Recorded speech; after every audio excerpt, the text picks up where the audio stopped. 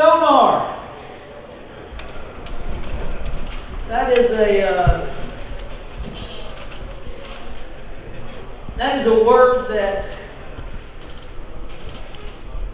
well, you got some guys that know how to use sonar, and you got some guys that don't have a clue.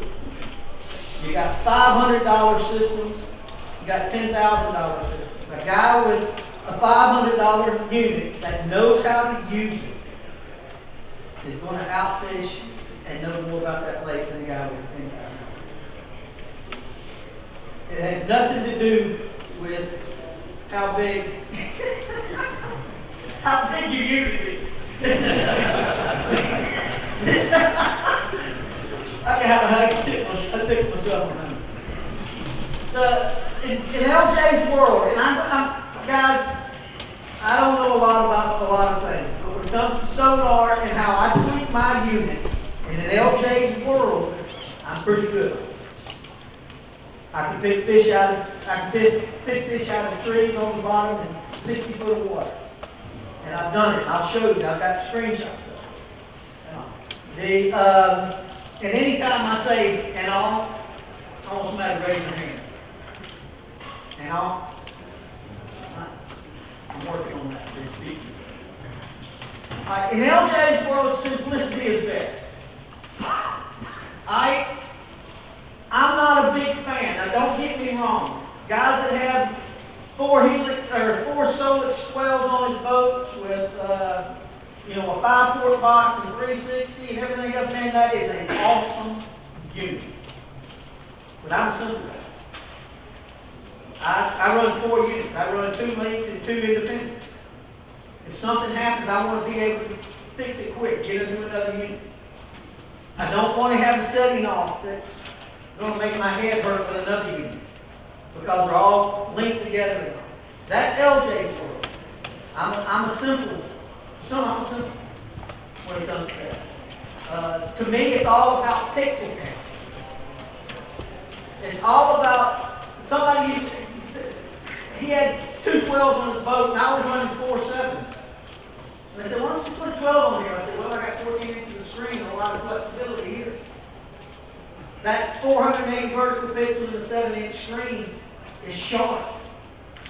As it gets bigger, it blocks up a little bit. The HumminBird, I know, went from 480 vertical pixel on the 7s up to 480 on the 9s. So in my eyes, in an LJ world, it got a little blotchy. Well, they corrected that because in 2019 they came out with the Helix 8 and the Helix 9. They made the box smaller, so I'm looking at 55-inch screen TV on the front of it. But they made 600 vertical pixels. And in the 8-inch screen and in a 9-inch screen, 600 vertical pixels is very sharp. The 10 has 600 vertical pixels. It's sharp as a tack, so you can imagine why I'm running 8s. I run 4 8s on my boat. I run dual stacked 8s. I've got a ton of flexibility, and I think of it this way. Who's got a 12? You cut a 12, you cut it in half, you got your two sides. You got 2D or whatever, and you got your mapping, right? So let's just say you got 6 inches of screen. Well, if I've got my 2 8s, I've got 16 inches. And I've got a lot of flexibility. I can play around with things. I can make, different views.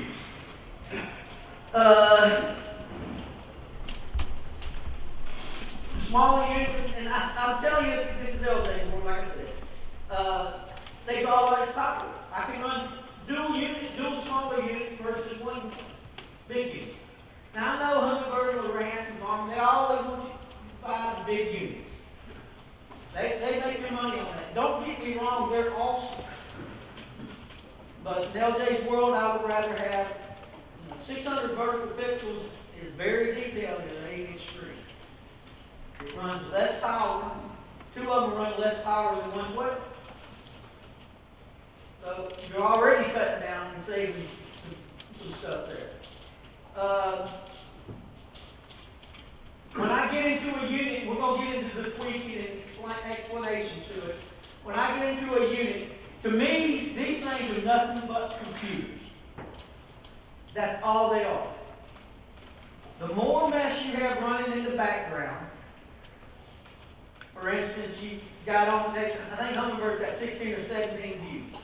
So they're all sitting there ready, drawing some power. They want to use, who needs an alarm? I've got a waypoint. This dude right here is a waypoint. I don't need my HumminBird to tell me that I'm 16 feet away from my waypoint as I'm running up to it fishing. You go into basically your alarms, your first menu, you'll sit down there, alert me when I'm 30 feet off course, alert me when I'm 16 feet from the waypoint. Turn it off.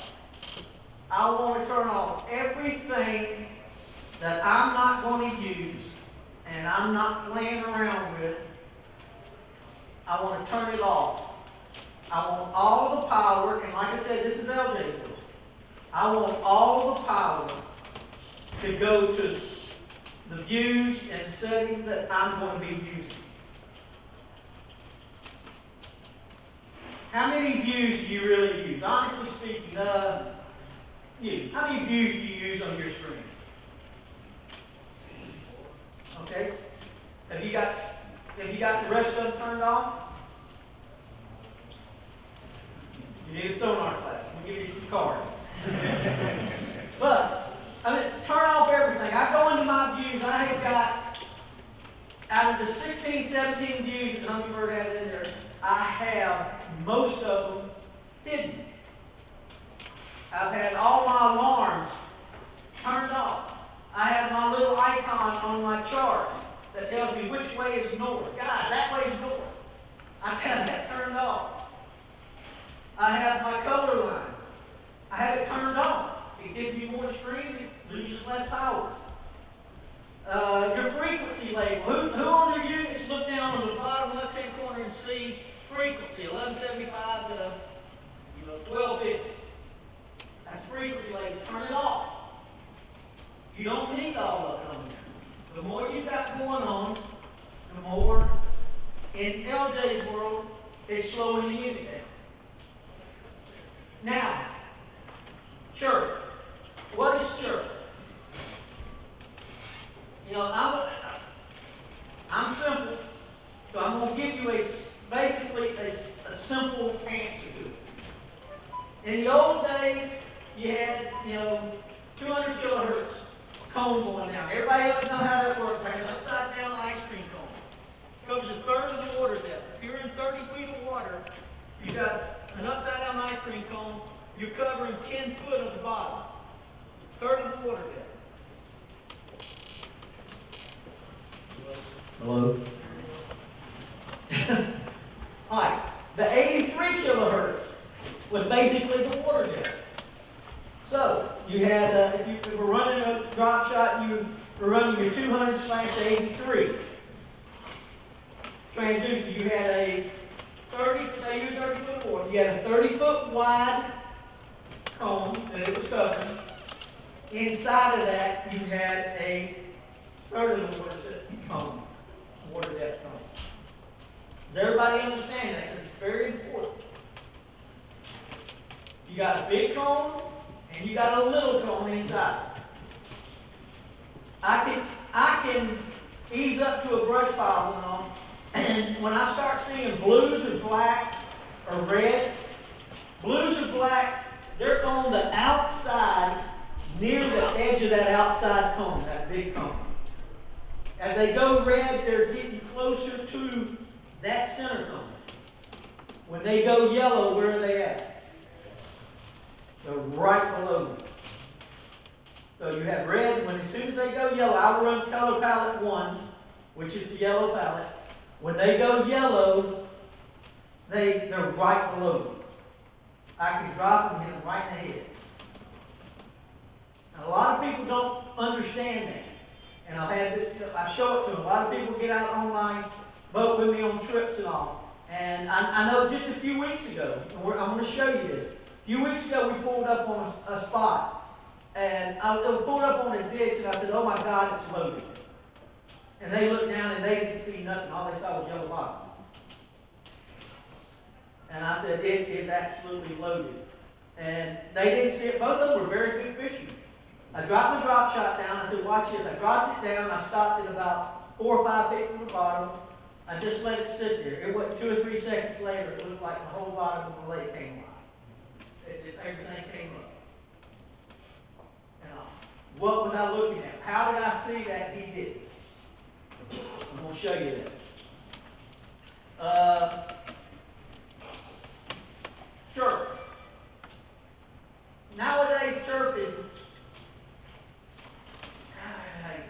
The old days you had 200 kilohertz comb. I'm just going to make it easy. You had a 200 kilohertz. You had one beam going down. 200 kilohertz.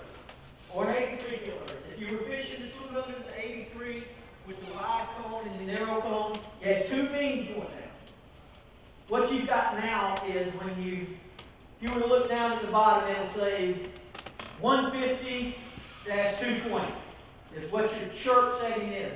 Basically what you're doing now, it's sending down a beam, 150, 151, 152, 153, 154. You're sending down 70 beams. It's going to be able to pick stuff off the bottom. HumminBirds, and I'm sure the L words and the G words. I'm sure Lower Hanson and Gorman are the same. They have about a 2-inch separation. So if that fish is belly to the bottom, you're going to be able to see it. And I'm going to show you how you can tell that. And when you start seeing bumps on the bottom, they're yellow and they're bumps on the bottom, there's a way to tell if they're fish. Hey, what? Am I supposed to look? Oh, that's just me being dead set.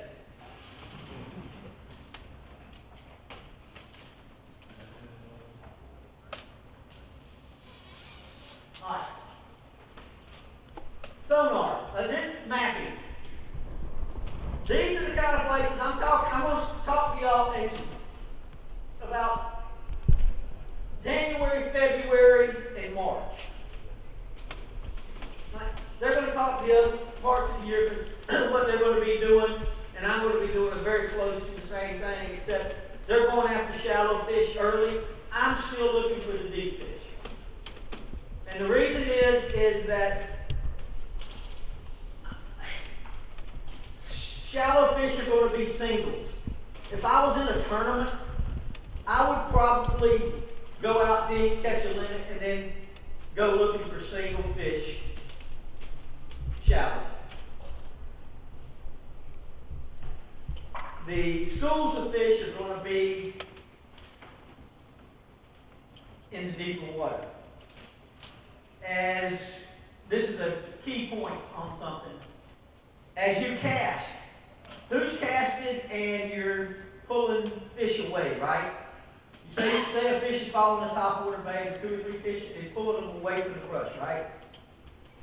When you drop it and you go in and you drop straight down on their head, I'm not pulling them away from the brush. I'm pulling them up on top of the brush. And then they're just settling right back down on it.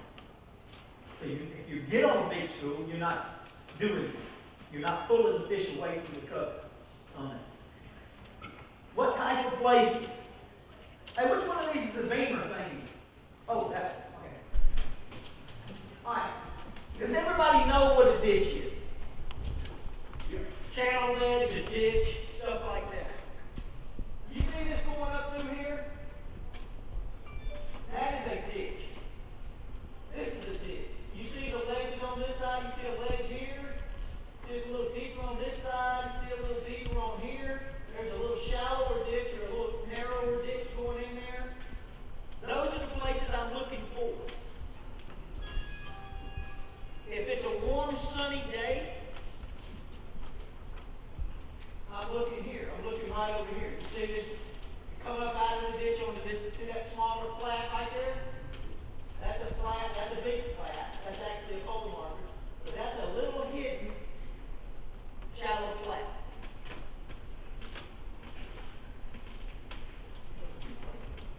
What's that?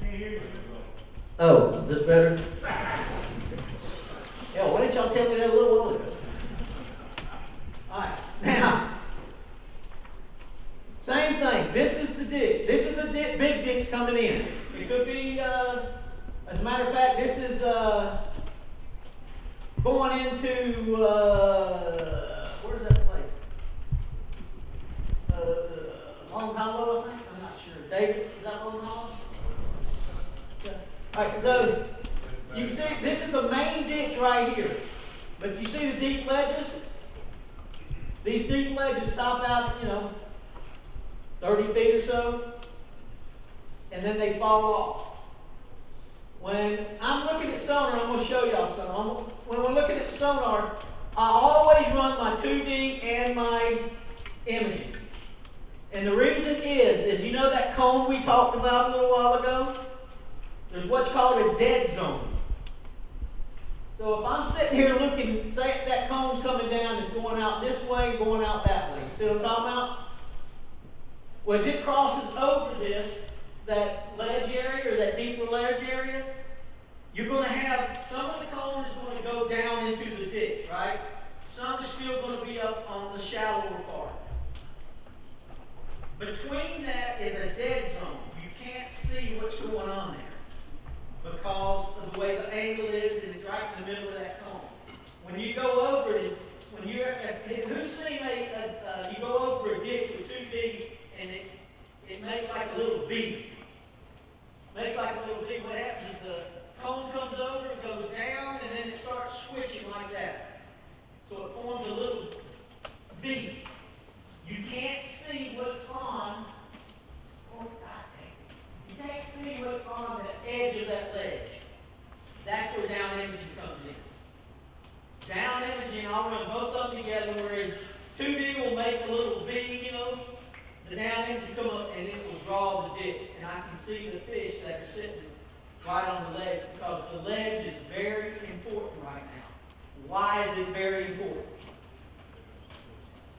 Fish don't have to exert a lot of energy to come from deeper water up a little shallow. Just like 45-degree banks, and walls that you're fishing, the fish will ease up and down them. I'm trying to think, not necessarily a bluff thing. It's easier for them to come up and down like this than it is. Same thing here.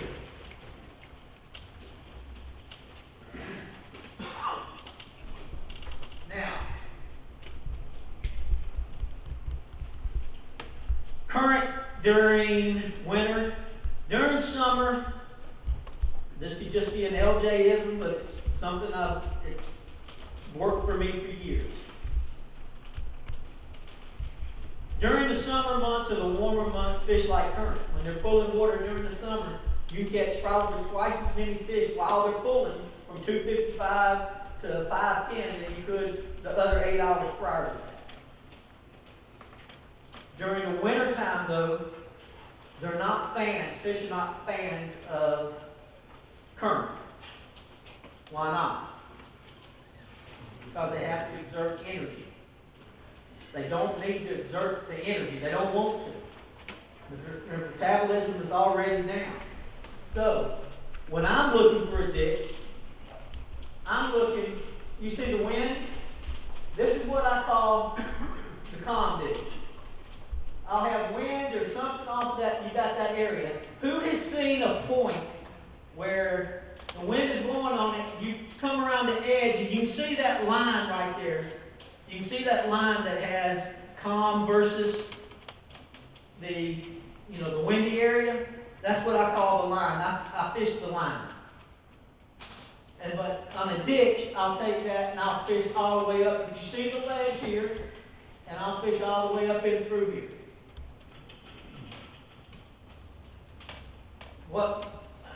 That's pretty obvious what I'm going to be using. I'm a dropper.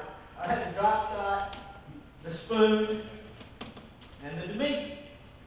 Those are my three go-tos.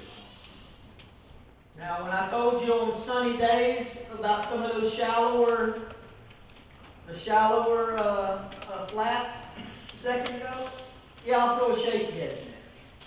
But most of the time, these are my three go-tos. You can fish the Damiki. It's really just, everybody knows, who knows what a Damiki is? Y'all know what Damiki's are. Y'all know if you fish them or not.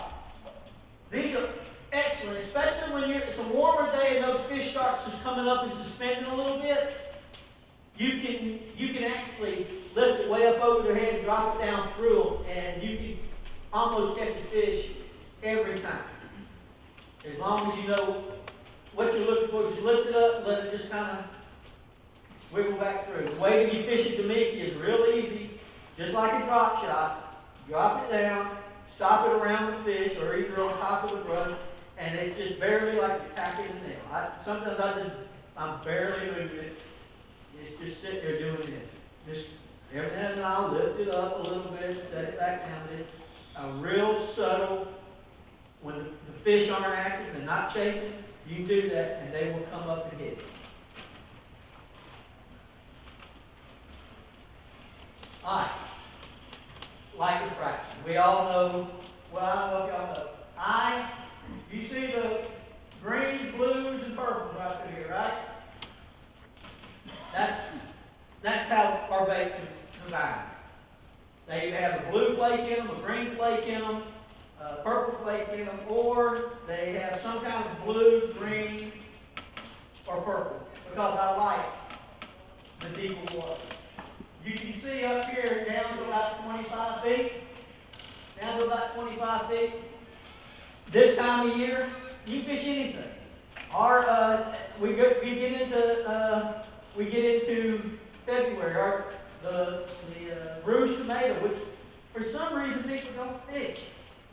Bruised tomato is red with purple flakes. They kill her.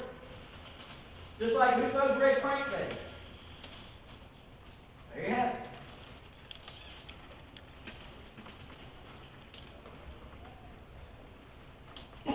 Notice the blues.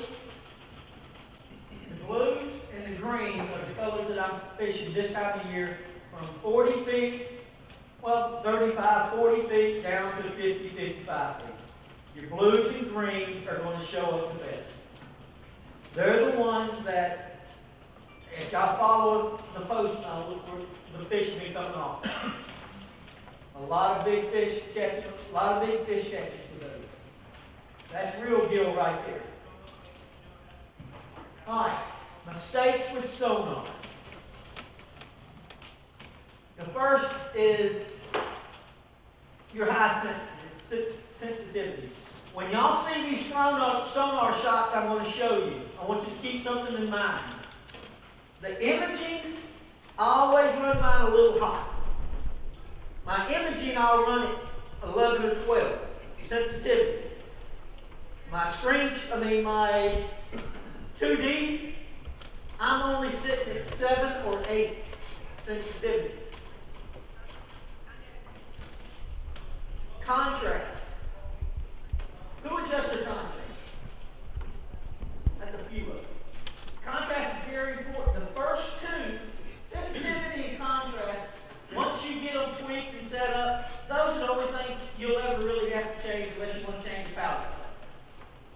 But people are running their sensitivity up at 10 and 12, and the whole bottom is blended in yellow. You can't see these fish in these schools that is down on the bottom. Contrast helps you do that. Auto depth. I don't use it. Who uses auto depth and they come out of deep water into shallow water and half their screen is gone? It's just using, half your screen up where the bottom is now.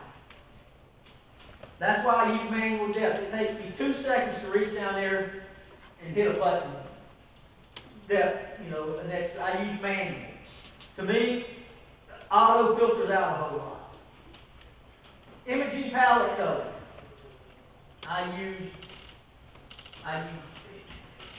on a cloudy day I use 1 or 2, and on a sunny day I use 3 or 5. There you go. There ain't much to it. When I run my units, I want them to run hot so I can see the fish. I know the brush is there.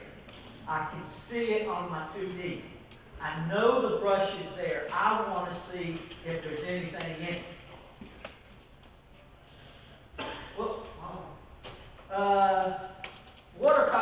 sensitivity. Who's updated their unit? Now, guys, I'm talking HumminBird right now. I'm not sure if low ramps or Garmin has it. Who understands what water column sensitivity does? What it does is say you set your unit up and your imaging up and you've got it set at 10. But when you keep hitting, to try to increase to see if that's something on the bottom, it just kind of starts blowing it out. You don't have to do that no more. You can set it at 10 and then just go into water column sensitivity, which is a new feature on there, and turn it up and it'll just use the water column. That's really a cool feature. Dual valve mount, like I said, I use dualies. The reason is I can use two small units and have a lot more flexibility than one single unit. Zoom view. Who's ever used a zoom view? You're going to see it on here. It's like when you run dualies, you can have it. And adjusting your up to depth. Guys, on HumminBird, you can take a little box. Say I'm on a palette color, imaging. I can take my little zoom box, right? You put it on it and zoom it in, right? Well, while y'all are doing all that, I'm going to go ahead and take the top 15, 20 feet out of it. I'm fishing real deep. Take top 15, 20 feet out of it, have it manually set, and now I get a whole zoomed in version of what I'm looking at. That's key. You'll see some pictures of that. Alright, what makes this picture so important? All the bait? You can't really see the fish, can you? Yeah, you can. You see that hole? You see that hole? You see that hole? You see these holes? That hole? That hole? Something called it. They just didn't form donuts. Alright, you can look. There's fish there. There's fish there. There's a fish there. There's fish right down here on the bottom, right here. There's fish there. Something called that. When we pulled over that and I saw that, I didn't even have to look for the fish. I knew they were there. We turned back around and started spooning them to catch.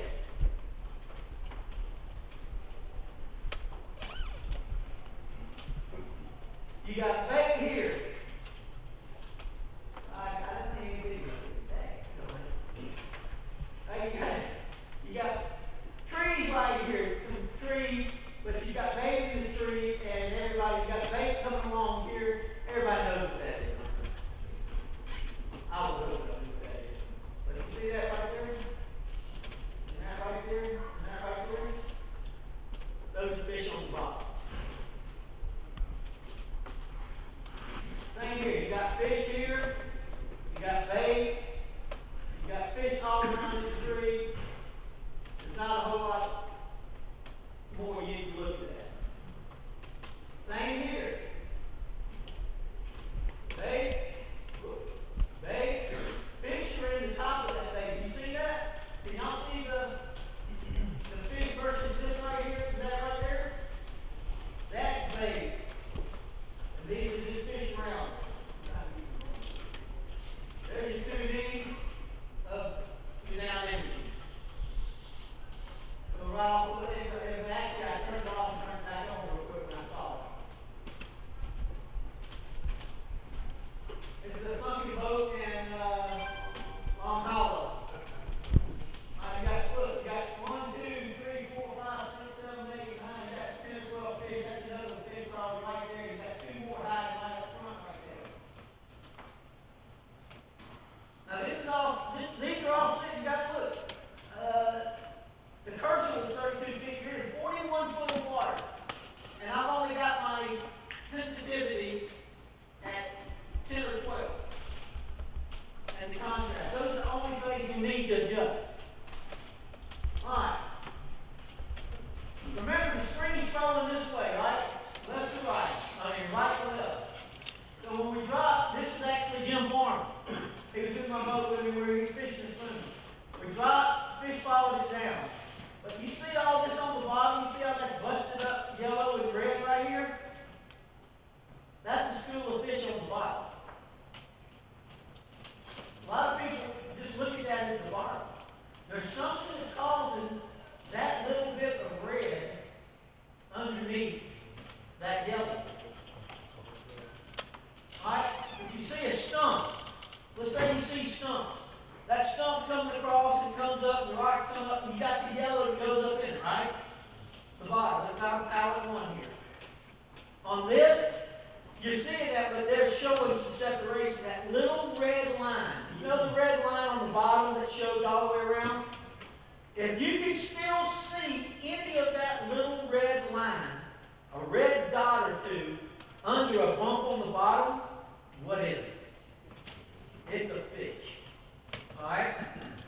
You can see right here, Jimmy dropped down and he's hopping his spoon right through here. And look at all, you can see the fish. You see how it looks like here? You can see it here, you can see it, that fish right here has come down in here. Look, that fish right there is going up. Those are fish on the bottom, school of it. This was a fish right here. You see the bottom part? That was a fish in 46 foot of water that I saw. I dropped down, there goes my drop shot right here. That was me hooking that fish and bringing them up. And these were trees. This is set on 7 or 8 sensitivity. And it's set at 18 on contrast if you're on HumminBird. Those two working together is what will show you schools of fish out there. There was more than just that one. You see the other one sitting here. This one, big bait. You got suspended fish right here, right? You see all that right there? That's another school of fish that's right on the bottom. God, that's self-explanatory. That's called an active school. That's self-explanatory. You see all the bait right here? These fish are just getting into it. Now, another fish. These are all fish. But look, you see this right here? This is my zoom version. This is that zoom feature I'll tell you I'm talking about. This is regular sonar, 40 foot of water, and this is the zoom side. And you can have it wide or narrow, it doesn't matter. But you see all this on the bottom? That's all a big school of fish. This is what the bottom similarly looks like without all this. When we just eased in, this was only a few couple of weeks ago. We eased in, and I just saw the red and yellow mixed right on the bottom. I said, oh my God, it's loaded. And that's when I think we had 9 or 10 fish with freezing boards all in there. And if we would have put them in the live well, we probably could have caught 4. And we were dropping them back. But that is something very important to understand when you're doing that. Now, if you have your sensitivity up too high, this is all just going to be yellow. It's all going to just be yellow, and you won't be able to see that. Drop that sensitivity. Drop that sensitivity down and adjust that contrast, and what's going to happen is you're going to start seeing the yellow still there. You're going to start being able to pick up that red. Who said you? Oh.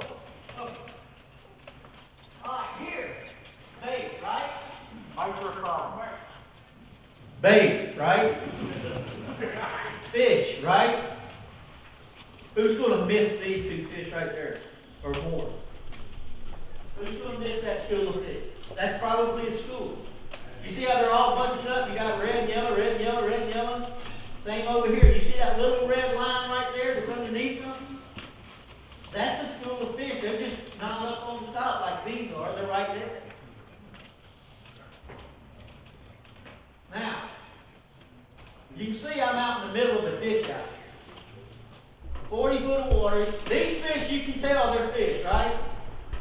How many of y'all going to miss these all in this school, big school right here? Just a little bunch of little ones. You come across it and you got that sensitivity up too high, that's just going to look all yellow like that. You're going to miss it completely. So remember, sensitivity, contrast, and on imaging the color palette.